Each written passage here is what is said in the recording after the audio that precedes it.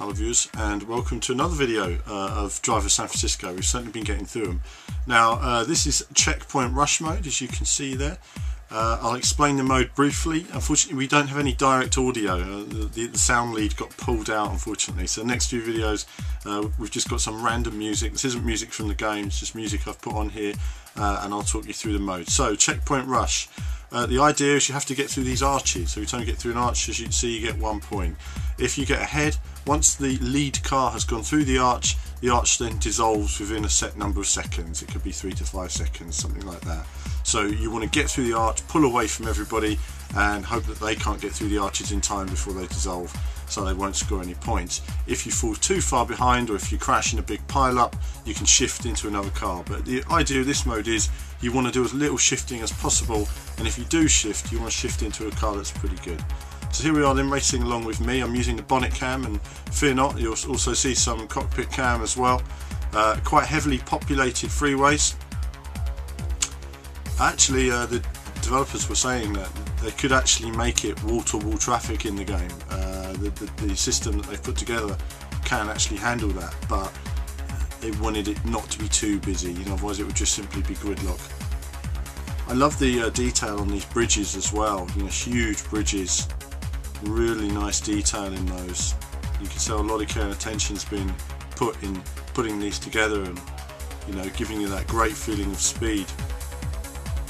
Little bashes, it's really easy to crash into some of these cars, it's fast and it's furious, and any indecision will be struck upon by rival players. And what I also like is obviously the detail in the scenery. There is masses and masses of detail. So racing along in this mode, I'm doing okay at the moment. I don't think I've had to shift at all in this mode. As I say, you start off in a decent car, but unless you have a serious incident, you really don't want to be shifting. And you can see them changing red now. That's because I've fallen a little bit behind the leader, and I'm just about getting through the arches before they dissolve. I didn't see a way through there, that was quite heavy traffic. You can see them flashing now, barely making it. I think my car's sustained some damage as well, so I'm struggling to get any more power out of it. And now I'm no longer scoring. So I've gone through about 5 or 6 arches there of no score, so I say, right, that car's had it, it just didn't have any more speed in it. Jump into another car, let's see what we've got here. Alfa Romeo. So going for it again now. There are great lighting systems there and everything, I really like this. You can see how busy it is on the roads. There's tons of traffic there, but if you pick a slow car, you just won't get anywhere. It's all a bit close, and all these multiplayer modes are pretty desperate. They're edge of your seat stuff. So in these modes, some of the bigger vehicles will just be too slow. And where did I finish there? Second, I think I finished in that one. Oh no, won that game. That was nice. So a start.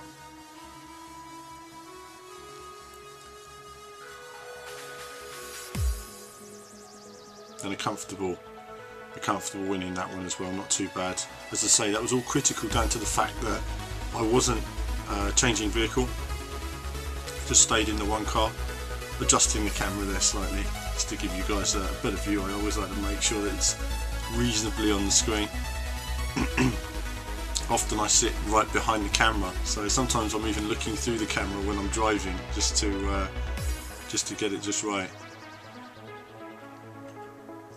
A real shame the sound came out, because because there's not so much shifting now, you do get a better sort of idea of the engine note of each car as well as you're maxing it out. Here we go then, another one. Checkpoint rush, this time it's not on a freeway.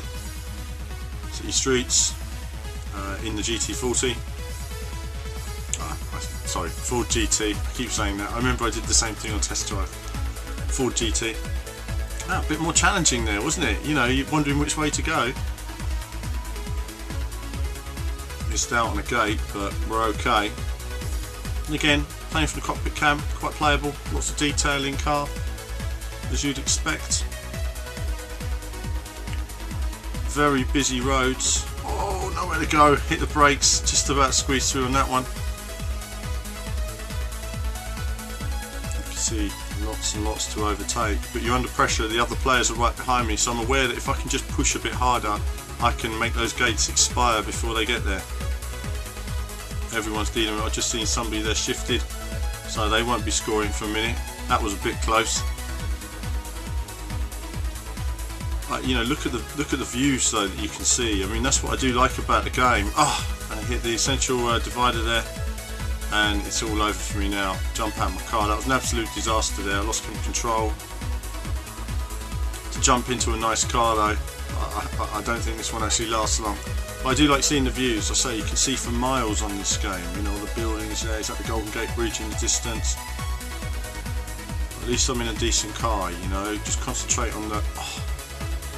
I'm trying to get some speed and keeping up with those guys. Of course, as soon as your car gets damaged, it does affect your performance massively in the engine performance. So you will have to shift into another car. Oh, and I hit the central divider again. Disaster. That car was then totaled. I mean, a car that's not really quick enough. Should be actually, shouldn't it? Dodge Challenger, isn't it? Certainly got some grunt, but oh dear. See, other players sometimes get a bit vicious. I've been very lucky actually with the cars I've jumped into on this game. Sometimes you can jump into some stinkers, and you know, you think you have to wait a few seconds in a vehicle before you can jump again. There's a lot of bumping there between cars, creating pile-ups. You know, it's funny how many modes in this game do remind me a little bit of the Matrix in that sense. Just hanging on there to these arches before they expire. Didn't score on that one, so I figured, you know what, let's not hang about. Jumped into an early car here, just at the right point on the track actually. But I've already lost a lot of time from a couple of crashes early on, so they will no doubt be costly to me. It really depends early on pulling out a lead and getting into a rhythm really. Once you get into a rhythm with this game, you get a car that handles well, you can really do quite well with it. But that cost me second place. And again, you can see that there's a couple of incidents. That first one really, where I hit the central divider, I was doing okay with the GT40 in there, sorry, the Ford GT, and then it all went for me. This is cut into another game now. This was the next game somewhere that we had, mucking about with the camera between rounds, and a bit of a battle going on here. Now we're all in Audi R8s. You can tell there's quite a tussle going on between these guys. It's really hard trying to, you know, you cannot drive clean in a game like this. So, you know, it's so fast and furious that you've just got to go for it. And again, this is really quick now. Quick car, going for it, trying to keep up. I'm trying to close on these other guys. I'm thinking, no, I don't really want to shift out of this car if I can help it, because, you know, I just couldn't avoid that, could I? You know, I had to take averting action of the accident in front of me, and that's what happens sometimes when you're back in the pack. When you're out in front, it really is just you and the traffic, but when you're back in the pack, you know, you're avoiding all kinds of accidents happening all over the place. Again, look at the size of the map though, nice detail in every region. Oh my god, on the wrong side of the road. The grass is really slippery in this game as well. So there was a video earlier on actually where I went on the grass, got on the power, and it just spammed me out straight away. So you got to coast across the grass. Oh, and a big impact there. Could have done without that. That'll have done some damage to my car, no doubt about it. But saying that, this car, even when it's not working at full speed, it's still pretty quick. Handles well.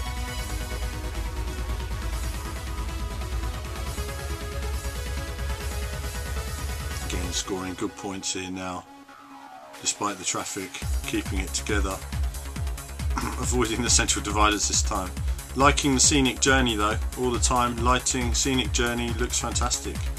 Really nice graphics all the way around, lots of detail. And remember, in one player mode, this is all 60 frames per second, which are on a 360 at the moment, and PS3, you know, it looks pretty fab.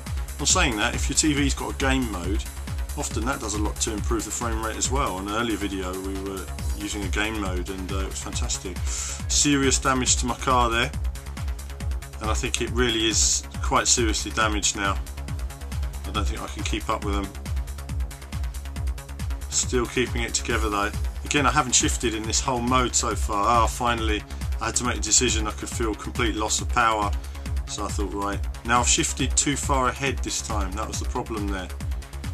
Shifted too far ahead, so I had to shift back a little bit so that the players could. I was waiting for the players. You can't shift too far up the road, of course. You can only shift in front of the last checkpoint gate. So I know I just need some comfortable points. Kept it together and a win there as well. So that's a quick look at checkpoint mode.